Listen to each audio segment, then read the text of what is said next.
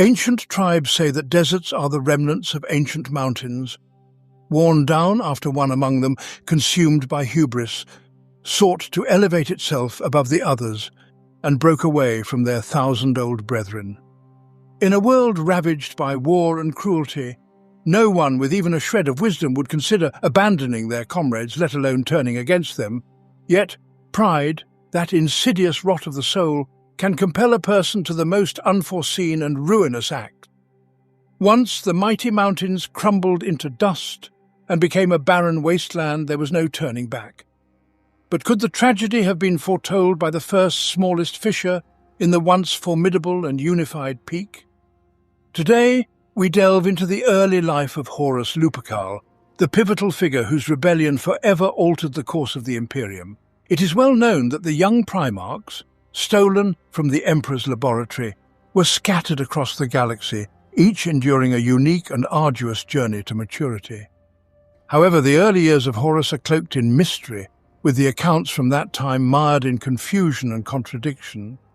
The official narrative suggests that the capsule containing the future Primarch of the 16th Legion crash-landed on Chthoniya, a bleak and decayed planet because its resources were exhausted in the dark age of technology. In those ancient times, the inhabitants of Chthoniya had unearthed rich deposits of precious gems and metals from its depths. Driven by greed, the planet's rulers ordered the construction of ever-deeper mines, ultimately leading not only to the complete depletion of resources, but also to catastrophic tectonic instability.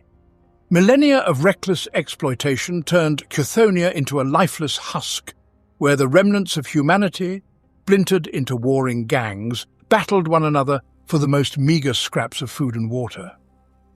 The fate of the resources extracted from the planet remains a mystery. They may have been claimed by the servants of the machine god or by any human power advanced enough to seize and exploit less developed worlds. Life for the ordinary people of Chthoniya was never prosperous.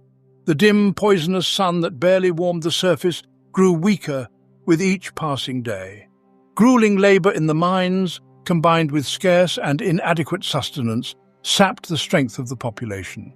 When the last vestiges of valuable minerals were finally exhausted, the planet descended into a living nightmare. Humanity on Chthoniya degenerated, and cannibalism became rampant. It is believed that by the time the Emperor discovered his first son, the society on the planet had been in this wretched state for nearly 10,000 years.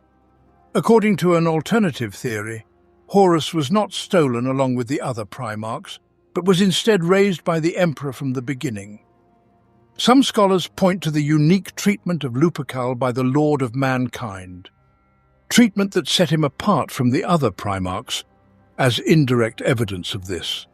However, even those who are convinced that the Emperor managed to rescue Horus from the fatal warp storm that scattered the incubation capsules are divided into two camps. The first believe that Lupercal grew and was educated at the Emperor's side, while the second are certain that upon reaching a certain age, the Emperor sent Horus to Chthoniya to test his military prowess. In ancient poems from the dawn of the Great Crusade, there are verses that tell of a capsule carrying an infant plummeting to Terra like a meteorite. Other sources suggest Horus might have been discovered on Luna, aboard a drifting vessel near the solar system, or perhaps he arrived on Terra already as a warlord who had conquered worlds, and was the first to kneel before the Emperor. Some accounts even propose that Horus played a pivotal role in the founding of the Imperium, standing alongside his father at the outset of the Great Crusade. Despite the myriad conflicting sources and theories, there is one point upon which all agree. Horus Lupercal was the first of the Primarchs to be discovered by the Emperor, and spent more time in his presence than any of his brothers. Horus spoke Chthonian as his native tongue, and those familiar with the dialect, who later served in the 16th Legion, noted that he spoke with a harsh accent, characteristic of the most ruthless and cold-blooded factions from the Western Hemisphere of Chthoniya. While some found this manner of speech unrefined and almost crude, those closest to him understood that Horus never did anything without purpose. It took the Primarch only a few days to master any human language flawlessly, and he could effortlessly eliminate any phonetic imperfections in his speech. Yet, Horus deliberately chose not to do so. By retaining his rough accent, Lupercal endeared himself to the most formidable warriors, those whom his legion had recruited specifically from Chthoniya. Horus was personally trained by the emperor over many years.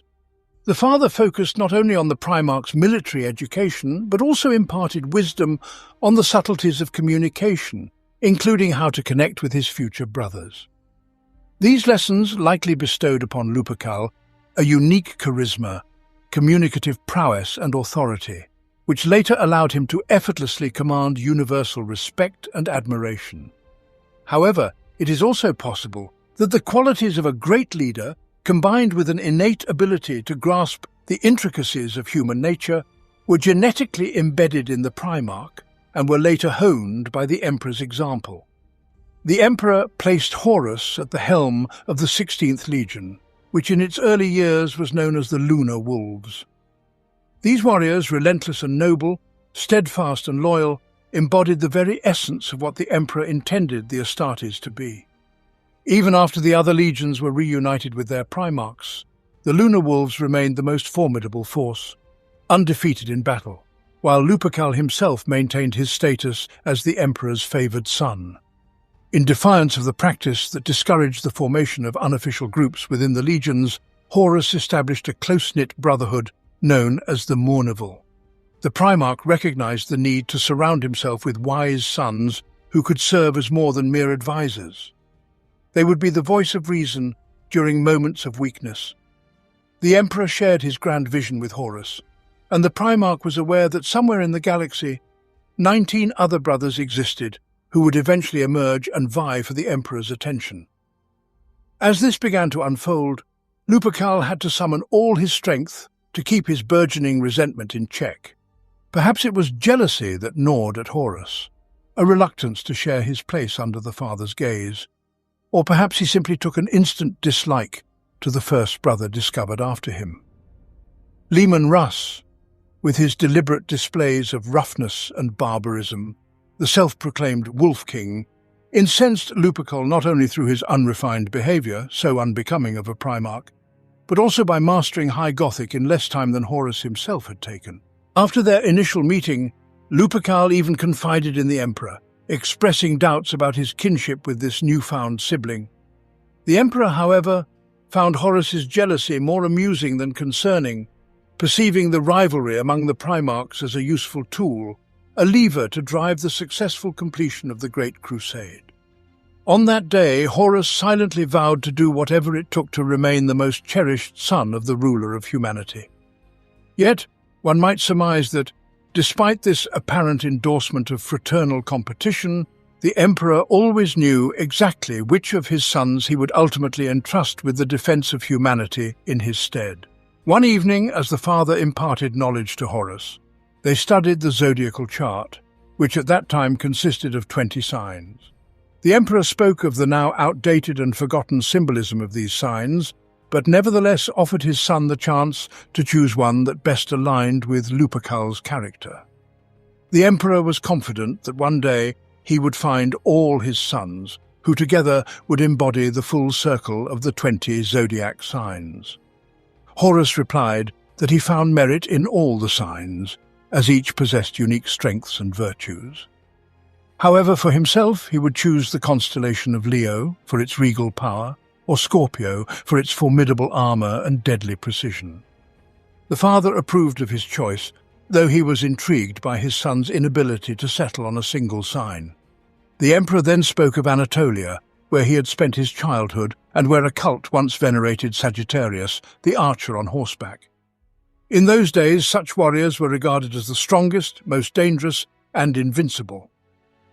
Later, artists fused the image of man and horse into a single entity, creating the armed centaur, the terrible archer, an idea that first inspired the Emperor to conceive the perfect union of man and war machine.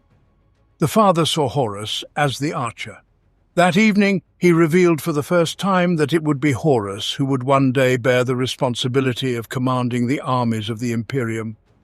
For many years, Horus fought alongside his father, and in a fateful battle in the Telon Expanse, on the orc-designated scrap sphere of Garrow, He even saved the Emperor's life. Garrow, a planet forged from an unimaginable mass of metal debris and refuse, was controlled by a technocast and held together in a roughly spherical shape by magnetic and gravitational fields. According to preserved accounts, the Mechanese inhabiting Garrow had a particular affinity for a unique form of plasma technology, a weapon that the forces of the Imperium had never encountered before or since that battle.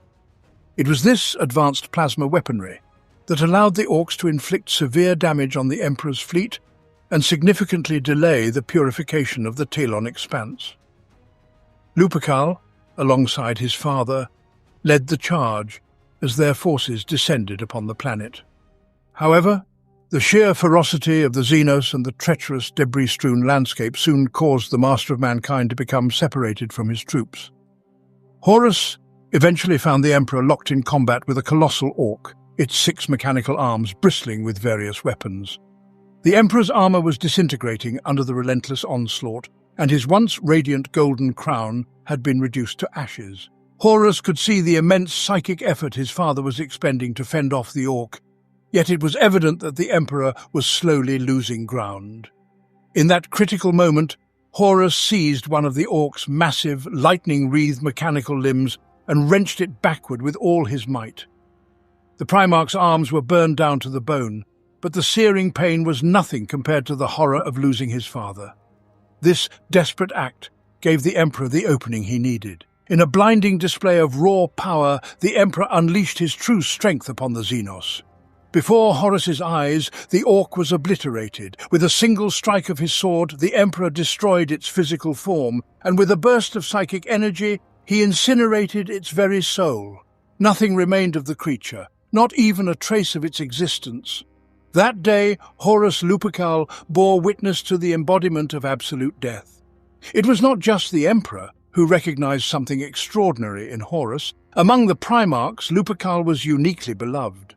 Regardless of their disparate temperaments or the time they had spent in the Imperium, every Primarch held a deep camaraderie with Horus. This bond was likely due to the natural charisma and openness that characterized the father of the 16th Legion. Even the most complex and enigmatic of his brothers, like Perturabo and Magnus, felt that only Horus truly grasped the depths of their intricate and singular natures. It is highly probable that these friendships were not merely happenstance, but rather the result of deliberate and thoughtful cultivation. It is hardly surprising that Horus could forge connections with Primarchs of such diverse dispositions. After all, the Emperor himself had accomplished the same, and he had spent years teaching Lupercal the art of understanding and guiding his brothers, preparing him to harness their strengths effectively. Yet there are also accounts of Horus acting not out of calculation, but from a genuine concern for his brothers. One such instance is the episode where Horus insisted on preserving the monuments to the lost Primarchs. The Emperor had ordered the destruction of the stone statues of his fallen sons, issuing the command from Terra while he was away. The stunned Primarchs, Horus, Jagatai Khan and Alpharius, found it difficult to believe that such a seemingly monstrous order could have come from their father. Despite the Emperor's decree that the lost Primarchs should be forgotten and their names never uttered again, Horus sought to prevent the erasure of their memory. By simply arriving on Terra to oppose the demolition of the monuments, Horus had already violated this decree. He considered it profoundly unjust to treat the memory of warriors who had achieved so much in the name of humanity with such disdain. However, within the Imperium, fairness and legality were seldom aligned. At the time of the statue's demolition, Terra was under the governance of Lord Regent Malcador, appointed by the Emperor himself.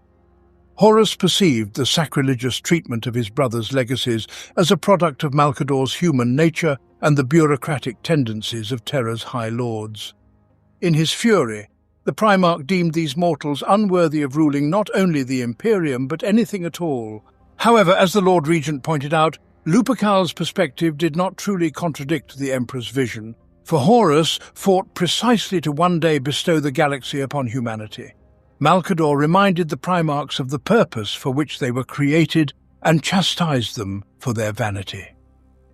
Horus confident in the superiority of himself and his brothers over mere mortals, believed that they were the rightful rulers of the Imperium.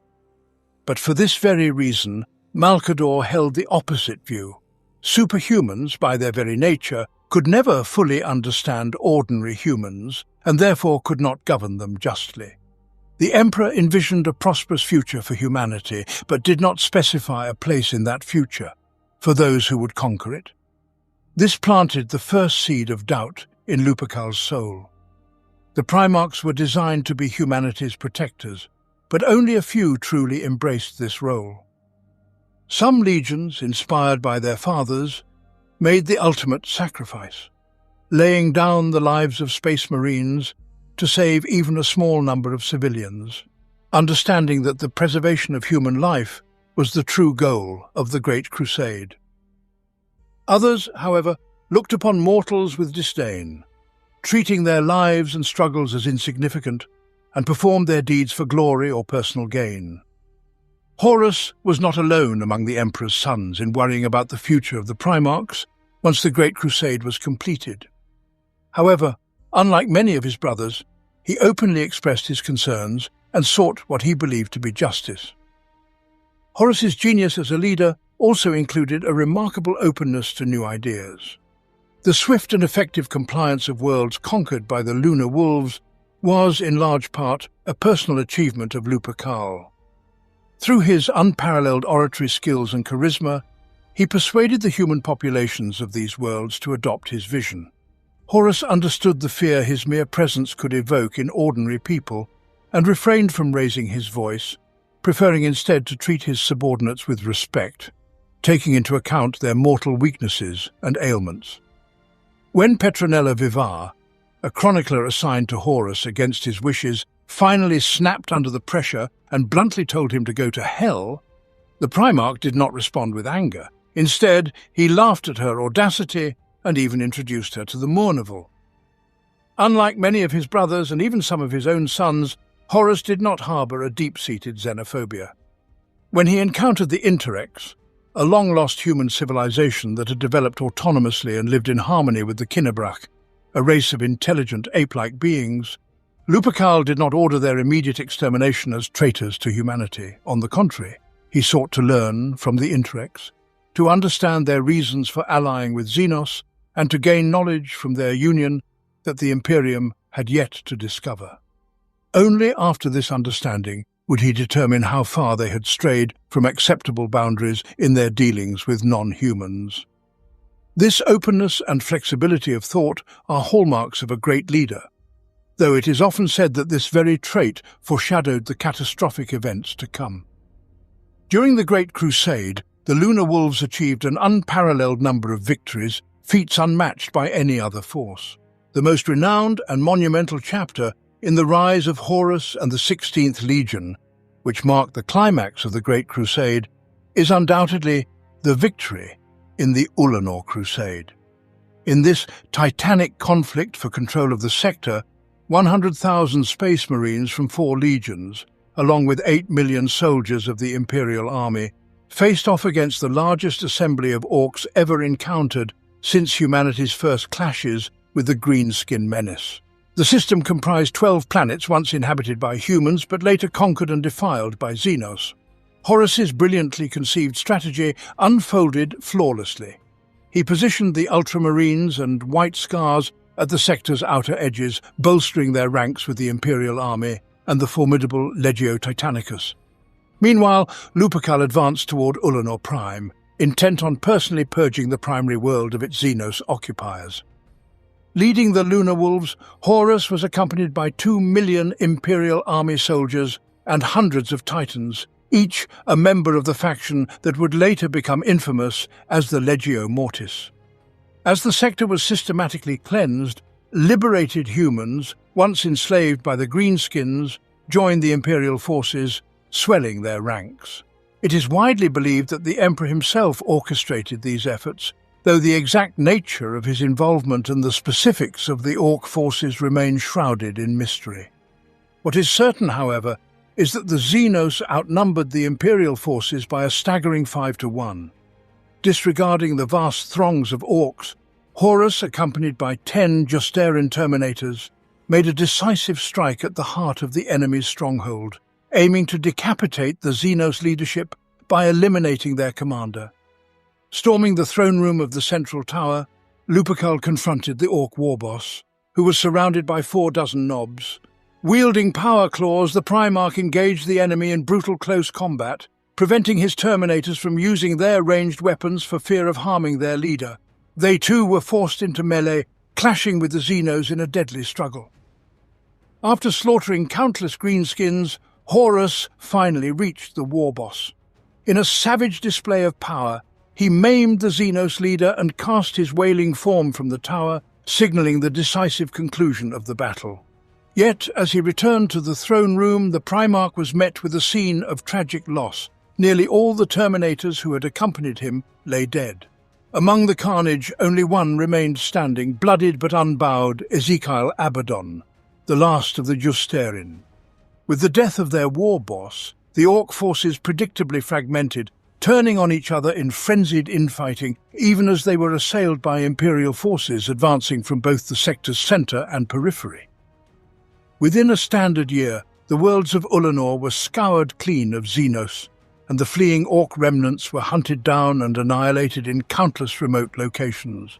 To immortalize the pinnacle of the Great Crusade, and to honor the valor of all who fought in the Ullanor campaign, both mortal and Astartes, the Emperor decreed a grand celebration, one that would be remembered for centuries to come, the triumph of Ullanor. This day was to commemorate not only the Imperium's sweeping victories over the Xenos, but also 200 Terran years of enlightenment and liberation that the Emperor had bestowed upon humanity.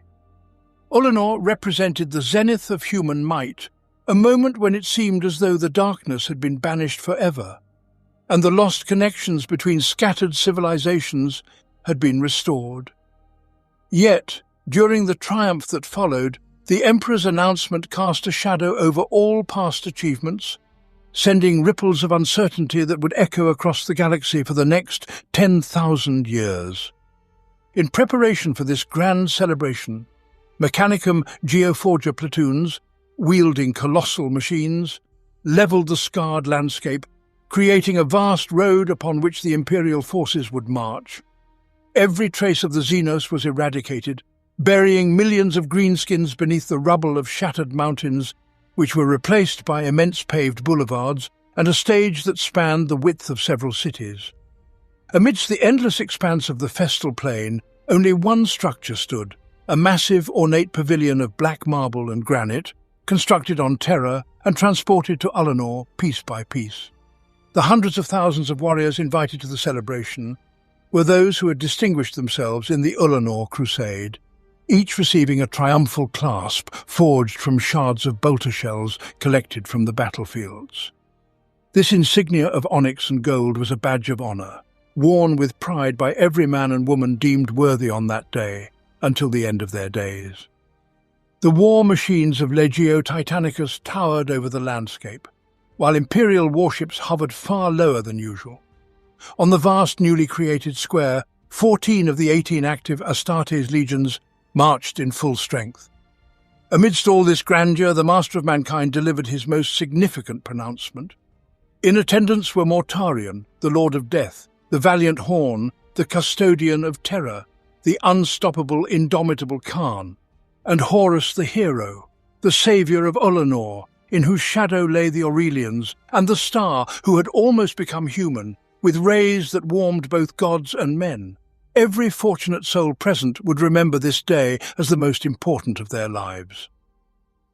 The age of military crusades, which I have led for so many years, now comes to an end, the Emperor declared. The time has come for me to withdraw to Terra as a warrior.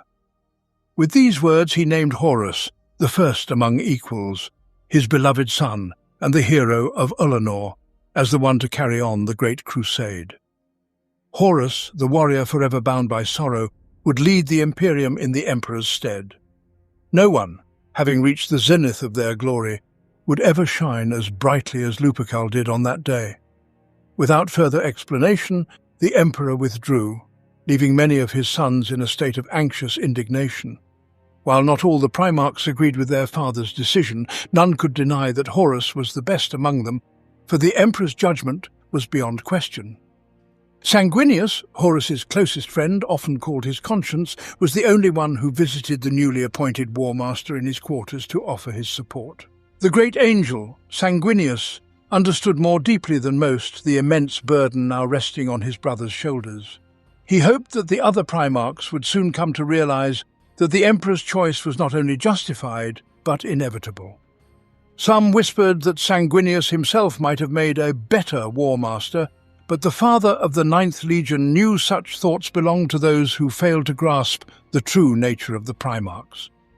Lorgar, Aurelian and Fulgrim celebrated Horus's elevation, while Rogel Dawn, in his own stoic manner, offered a handshake, a gesture that, for the father of the Imperial Fists, was akin to an outpouring of enthusiasm. As a token of trust, the Master of Mankind bestowed upon Horus an ancient ring taken from his own hand, adorned with the image of a centaur armed with a bow. Yet not all brothers were pleased. Angron and Perturabo received the news with simmering resentment, chafing at the idea of submitting to someone they had long considered their equal. Some among them even muttered that the Emperor had played favourites. But the reality was that Horus Lupercal had been crafted as a leader, one who had never tasted defeat and whose prowess and closeness to the Emperor were unquestionable. To further emphasize Lupercal's newfound status, the Emperor suggested renaming the 16th Legion from the Lunar Wolves to the Sons of Horus. However, the Primarch humbly declined, not wishing to incite further discord among his brothers. Now burdened with the mantle of War Master, Horus took command of the Imperial army and continued to lead the Great Crusade. Despite his victories and the unwavering support of his closest brothers, a shadow of sorrow lingered over him. Horus was deeply wounded by the Emperor's refusal to disclose his true reasons for retreating into seclusion on Terra. He interpreted this as a sign of distrust, perhaps due to some unknown failure on his part. This perceived neglect, coupled with an unwarranted sense of guilt, something for which the Emperor's beloved son was wholly unprepared, became fertile ground for growing doubts. Before the triumph at Ulanor, the Imperium had been governed by the War Council, with the Emperor at its head. By elevating Horus to the rank of War Master, the Master of Mankind effectively split the Imperium's power into two distinct branches. Horus was entrusted with all military responsibilities and decisions, while the newly established First Council of Terra took over the management of the Imperium's economic affairs. This council assumed control over the administration of tens of thousands of worlds, the collection of the imperial tithe, and other material concerns. This division allowed the Emperor to free himself from many burdensome duties, enabling him to fully devote his attention to the study of the Webway, a project that he believed would provide humanity with a safe and stable means of communication and travel across the galaxy. At first glance, the separation of the Imperium's military and economic spheres seemed a prudent move, aligning with the Emperor's original vision. Ordinary mortals would shape their future, while the post-human warriors, created for war, would continue to expand the Imperium's reach. However, this division did not sit well with everyone. Many Primarchs and their sons were dismayed to find themselves excluded from the governance of the very territories they had fought to conquer and secure. Some perceived the establishment of the Council of Terra as a profound betrayal by the Emperor, believing that he had handed over all that the legionaries had fought and sacrificed for to mere bureaucrats. Despite the heavy burden of his new responsibilities and the pain of feeling distanced from the Emperor's favour, Lupercal continued to lead the Great Crusade across the galaxy. One of the first missions undertaken by the 63rd expedition under his command was an encounter with the Interrex. Following this encounter, and after much persuasion from Sanguinius, the War Master ultimately decided to rename his legion the Sons of Horus. This event opened up a new perspective for the Primarch, offering him a glimpse into alternative ways that human existence could unfold. The Interrex, descendants of ancient Terra, had adopted a more humane approach toward Xenos, one that starkly contrasted with the practices of the Imperium. While the legions of the Imperium often encountered human traitors who had formed unnatural alliances with alien species, the Interrex stood apart from all previously encountered civilizations. Their culture, society, and technology were more advanced than those of the Imperium, yet they remained masterful diplomats, adept at finding favorable compromises with any race they encountered. The Interrex had not only embraced the simian Kinnebrach as allies, but had also shown remarkable restraint by imprisoning, rather than annihilating, the hostile megarachnids on an isolated planet, a race with which the 3rd and 9th Legions would later have to contend. What particularly caught the War Master's attention was the presence of special warning beacons set around the megarachnid's prison planet, later named Murder. The Interrex not only preserved the lives of their enemies, but also took precautions to protect unwary travelers who might accidentally land on this deadly world. Despite Horus's admiration for the Interrex, whom he regarded as outstanding individuals, and their own prudent handling of the negotiations, no agreement was ultimately reached. During a diplomatic meeting between the Primarch and the ruling humans of the planet, an unknown figure from both sides, later revealed to be Erebus, the first chaplain of the Word-Bearers, stole a dangerous artifact called the Anatheme from the Interrex armory, a weapon that had originally belonged to the Kinnebrach. The attack on the repository caught both negotiating parties off guard, and the Interrex, interpreting this as a treacherous act by the Imperial forces, launched a counterattack. With little choice, Horus ordered the city to be razed and initiated a full-scale war against what had seemed to be a friendly and advanced civilization. Years later, when the true orchestrator of this senseless war was revealed, the remaining loyalist space marines would look back on the battle with the Interrex with heavy hearts, recognizing that they had been deceived into slaughtering innocent people. Lorgar had his reasons for sending Erebus to accompany the War Master, and the first chaplain executed his plan with precision. The Primarchs were created as superhuman beings, capable of bearing the heaviest of burdens, and Horus had long been considered the finest of the Emperor's creations. Yet Lupercal, despite the reverence of his sons, was not omnipotent. He faced the immense challenge of simultaneously overseeing a dozen Imperial expeditionary fleets, coordinating with the bureaucratic machinery of the Council of Terror, and leading his own increasingly burdensome and perplexing campaign with the 16th Legion. During this campaign, the sons of Horus suffered horrific casualties, and one of their number even fell to the corruption of chaos, only to be slain by his own. However, at that time, the true nature of the warp remained concealed, and Lupercal chose not to dwell on questions that he deliberately left unanswered. As the weight of fatigue and despair pressed down upon him, Horus found himself sinking deeper into isolation. It was during this vulnerable time that Erebus, the first chaplain of the Word-Bearers, began to exert his influence. Following the failed alliance with the Interrex, Horus increasingly withdrew into his quarters, granting access only to Erebus. The once influential members of the Mournival, who had grown accustomed to their father's attentiveness, found themselves pushed to the periphery. Erebus had become the sole voice Horus heeded. The Mournival, the principal brotherhood of the 16th Legion, lost its significance. Lorgar's son, Erebus, constructed his own inner circle, comprising only those marines he deemed suitable for his insidious purposes. As a result, the few sons of Horus who remained unclouded by blind devotion to their father, and whose clear minds perceived the growing danger, found themselves cut off from the War Master. They were unable to shield him fully from the treachery that surrounded him.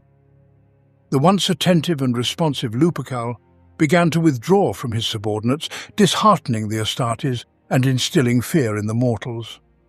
To the loyal sons, it seemed that Horus was committing one reckless act after another, while the first chaplain of the Word-Bearers skillfully manipulated his every move. Erebus, with cold calculation, orchestrated each step to culminate in the most monstrous act of his life. To a mortal observer, studying history millennia after Horus's fall, the Primarch's betrayal might appear inevitable, even preordained. In the tales of Lupercal's youth, some have sought to uncover hints of a flawed son, while others claim to discern in ancient texts the forewarnings of the coming catastrophe. But the truth is clear. The Emperor chose the greatest of the Primarchs as War Master, and the Chaos Gods had to marshal all their malevolent power to break his will. The site of this tragic downfall was a small moon in the Davin system. This location was no coincidence. The worlds of the Davin system had been brought to compliance by the Lunar Wolves fleet under Horus's command, and he felt a deep personal responsibility for a world he had conquered 6 decades prior. Additionally, Yugen Temba, the planetary governor appointed by Horus, was a close and trusted friend of the Primarch. On the day of his appointment, Temba had implored Horus to choose another for the position, as the prospect of being consigned to a remote post on Davin, far from the glory of battle, left him disheartened. Nonetheless, Horus had placed his faith in Temba, never suspecting the tragic fate that would soon befall them both. But Lupercal could not reverse the decision he had made. He had to entrust the system to the one man he believed he could completely rely on.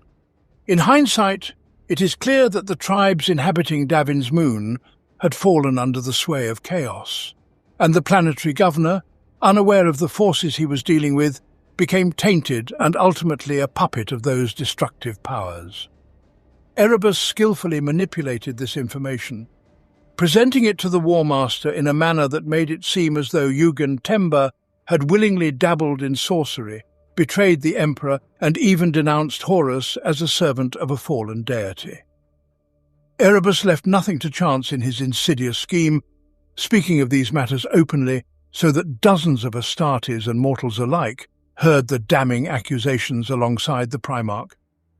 In different circumstances, Lupercal might have heeded the counsel of his commanders and dispatched a detachment to deal with the traitors on Davin. However, the public insult directed at him compelled him to take personal command of the campaign. Some of the Space Marines who witnessed this scene understood that Erebus was manipulating their father, luring him to the rebellious moon for some sinister purpose. At that time, betrayal within the Imperium was so rare, even among those susceptible to corruption, that the idea of treachery among Astartes warriors was unimaginable. As a result, those sons of Horus who suspected something was amiss had little choice but to follow their father to Davin. But even en route to the rebellious system, the War Master found no respite. It seemed as though the entire galaxy would collapse if Lupercal did not personally intervene in every matter that arose. From all sides, by generals of the imperial armies, by his brother Primarchs, and by the legions of officials trailing the conquerors, came an unceasing barrage of demands for his attention. Groups of exactors besieged Horus daily with petitions for assistance in collecting the imperial tithe from newly compliant worlds. These actions were, of course, premature, and Lupercal did everything in his power to halt the officials, but his authority only allowed him to delay them slightly. The foolishness of mortals and his own powerlessness to change the situation so drained the War Master that he once remarked he would gladly kill all the Imperium's exactors, refraining only because he was certain that even from the depths of hell they would continue to bombard him with missives. The cult of Nurgle's followers operating on Davin's moon had wiped out the local civilization, but when the sons of Horus landed on the moon's surface, they, unlike their word-bearer companions, were unaware of the dark gods, mistaking the horrors they encountered for the work of some unknown Xenos race.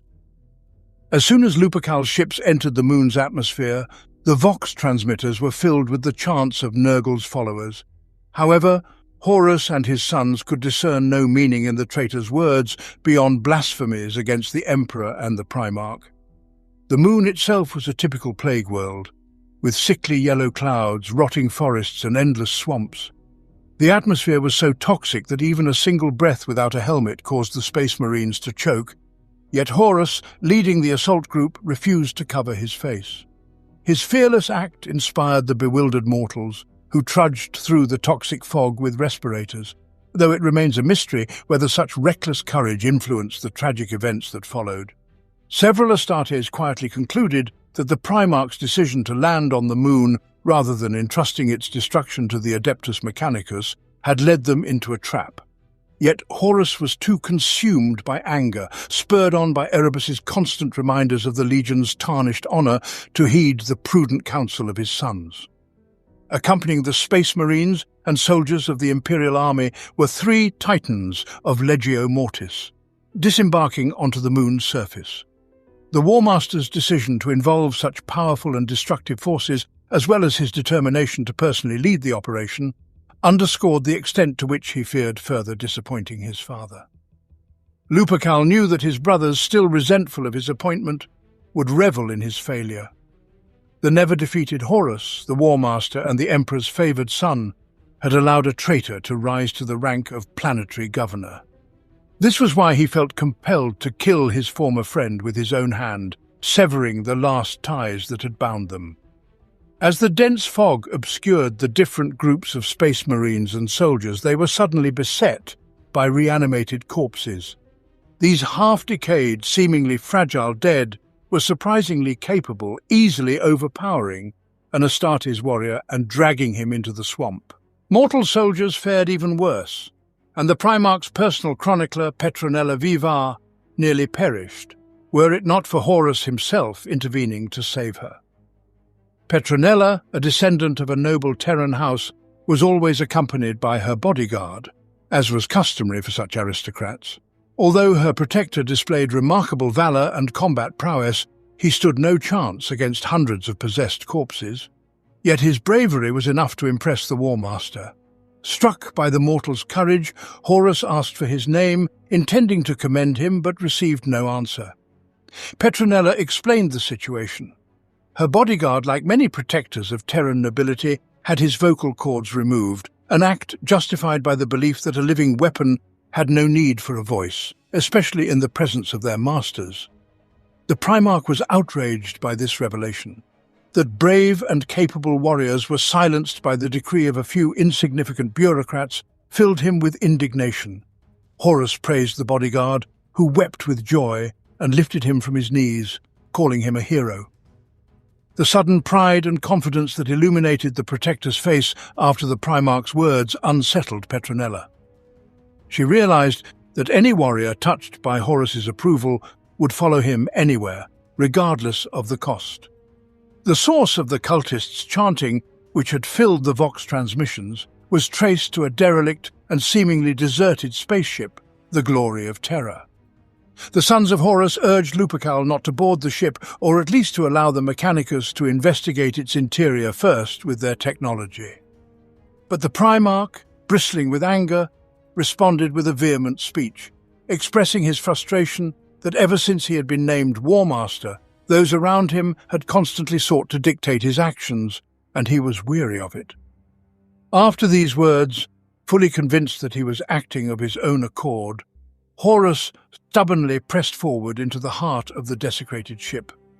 Once all the warriors accompanying Lupercal had boarded, they were assaulted by a new wave of reanimated corpses. The Glory of Terror, half submerged in the swamp, began to capsize, and in the ensuing chaos, Horus was separated from his legionaries. In the pitch-black darkness, Lupercal fought his way through an unrelenting tide of the dead, even as a metal rod pierced one of his lungs. Though the Primarch knew no fear, the overwhelming darkness and the relentless assault of the dead made him momentarily concede the wisdom of his sons, who had cautioned against such a hasty attack.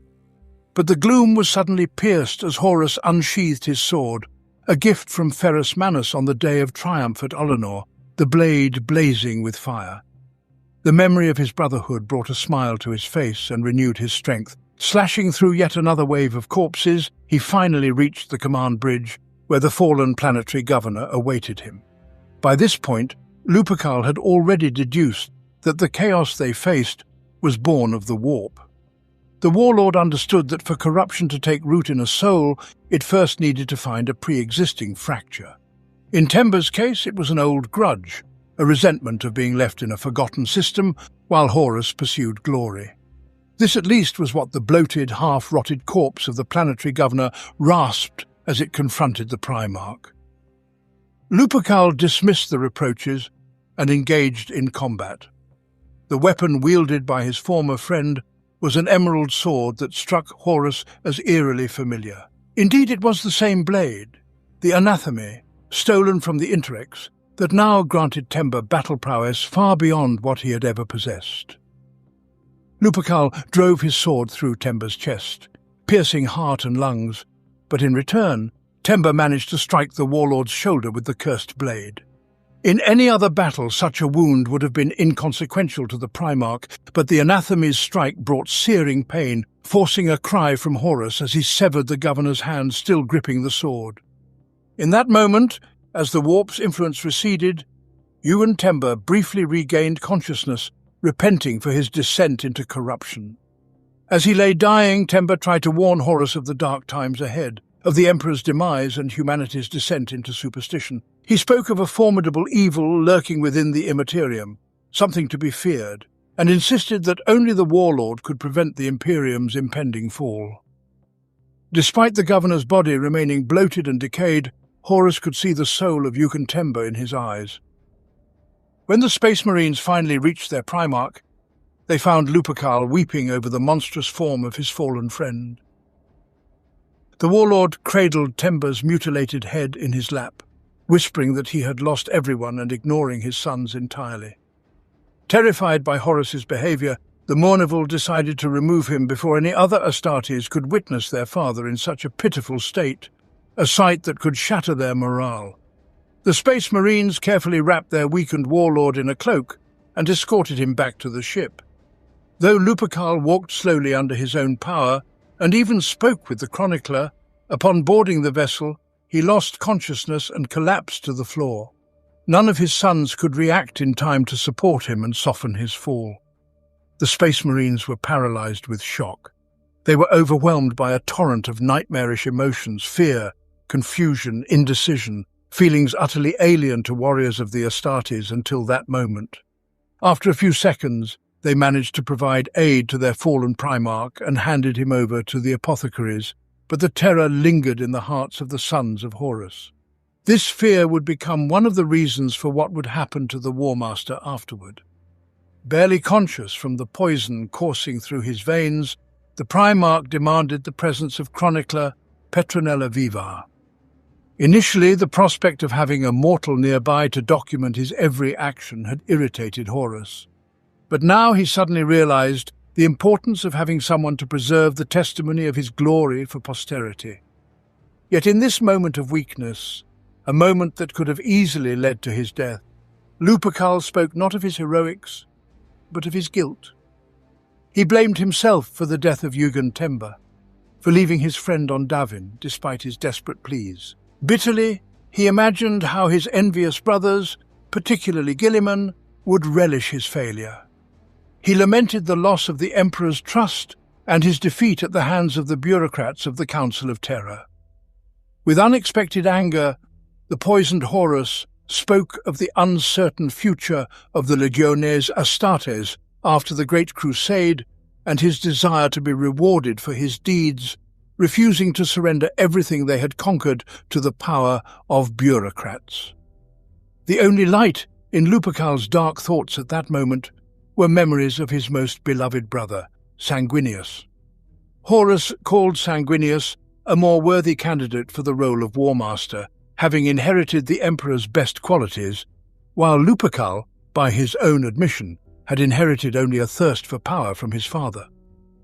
After speaking with the chronicler, the Primarch lost consciousness again, and in their desperation, his sons succumbed to Erebus's persuasion, handing their father over to the cultists. To an outsider observing this situation with the benefit of hindsight, a dozen other ways to save the War Master's life might come to mind. The fact that the sons of Horus acted as they did, entrusting the helpless Lupercal to unknown figures from the Temple of the Serpent Lodge, speaks to the overwhelming fear that clouded their judgment. The Primarch was carried into a temple whose doors could not be opened from the outside. Horus could only emerge by opening the gates from within, having first overcome the poison within his own body. This left the few remaining clear-minded Space Marines powerless to rescue their Primarch from the clutches of the servants of chaos. Within the temple, Horus was subjected to a ritual that would set in motion a chain of events that would change the fate of the entire galaxy. The ruinous powers cannot simply penetrate any heart at will. History is filled with instances where, even after countless temptations, a space marine or Primarch remained loyal to the Emperor. To possess someone's soul, chaos must find a weak spot, a pre-existing fracture through which corruption can seep and spread. But to drive the War Master to madness required far more than merely exploiting a vulnerability. Horus's mind was ensnared in an endlessly repeating cycle of hallucinations. The Primarch awoke in a beautiful, verdant meadow beneath a clear blue sky, with lush green forests and snow-capped mountains visible in the distance. The landscape was so breathtaking, so unlike anything Horus had ever seen, that he momentarily believed he had entered paradise.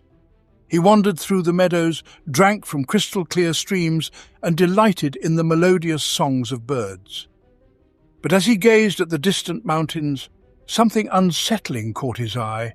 Plumes of smoke like poisonous gases rising from what seemed to be chimneys. Horus dismissed the vision as a mere illusion, but soon after he glimpsed bones and skulls scattered among the green grass. Seeking to calm his troubled mind, Lupercal approached the stream, but as soon as he cupped the fresh water in his hands, it transformed into a black sludge, reeking of machine oil. Bewildered, the Primarch stepped back, intending to return to the green plain, only to find himself surrounded by dark, jagged rocks, their peaks piercing the leaden clouds. Horus fell to his knees, but instead of the soft grass, he felt sharp fragments of stone and iron beneath him, sprinkled with ash. Panicked, he stood and ran. But as he fled, the serene landscape around him twisted into a nightmarish vision. He reached the forest, now blackened and twisted, with the distant mountains transformed into crumbling towers of glass and iron. Then Horus heard the howl of a wolf, a sound that seemed vaguely familiar. The pack that emerged from the shadows questioned the Primarch, asking him who he was.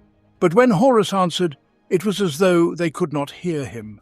The wolves warned him, "You must remember before he comes."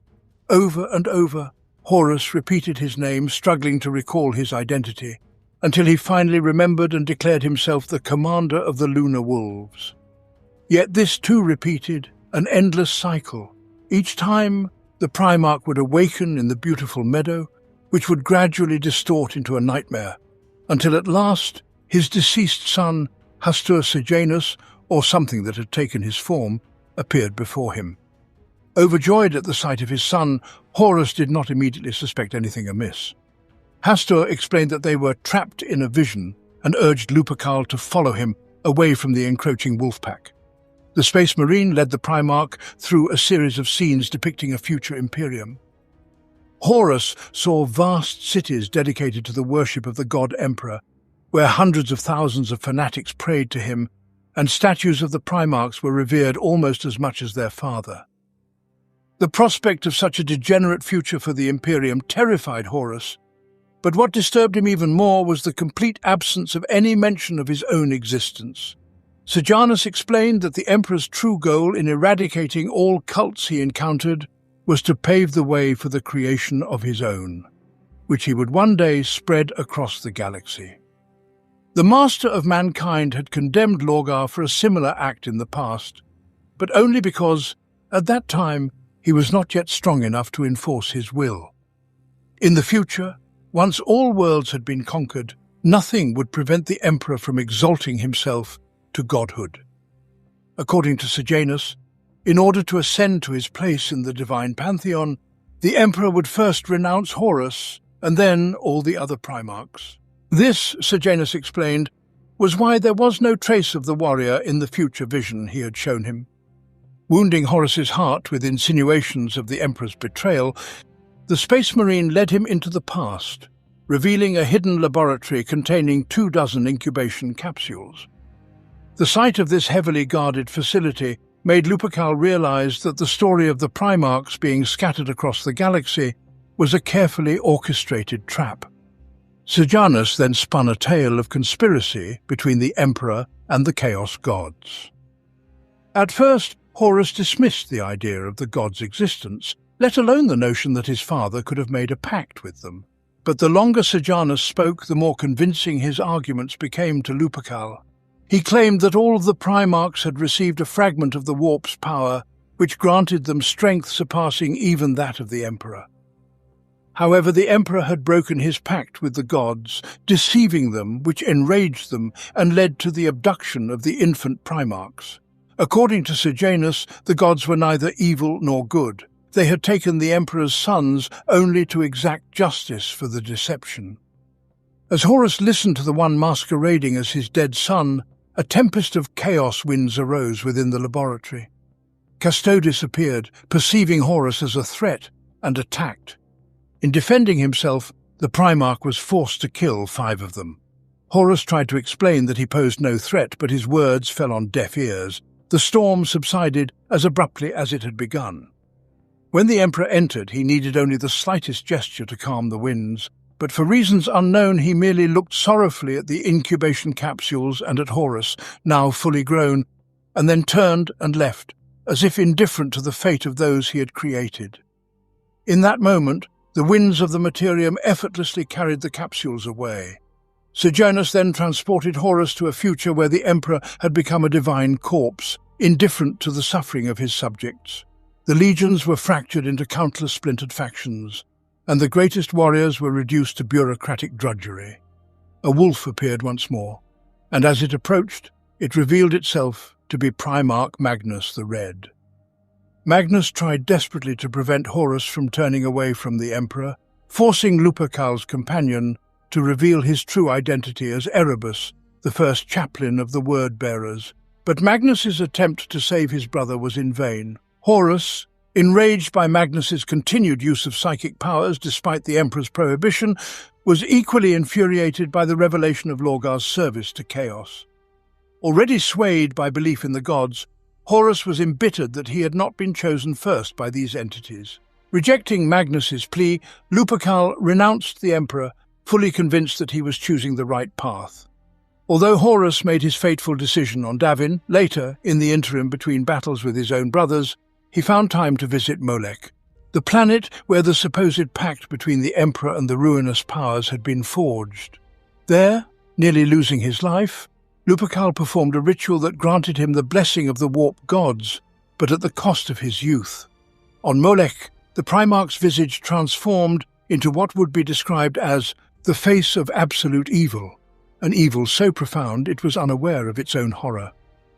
By the end of that dark chapter, which would come to be known as the Horus Heresy, the War Master had betrayed all who had once been dear to him, slain several of his brothers, and annihilated thousands of his own sons.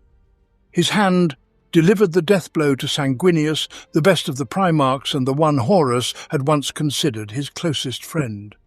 It is said that in the final moments before his demise, when the Emperor shattered his body and dispersed his soul, the treacherous Primarch briefly regained his senses, realizing the full extent of the devastation he had caused. The Master of Mankind protected the Imperium, ensuring that nothing of the War Master remained, but in doing so, he made the greatest sacrifice, depriving all humanity of the chance for a truly happy future.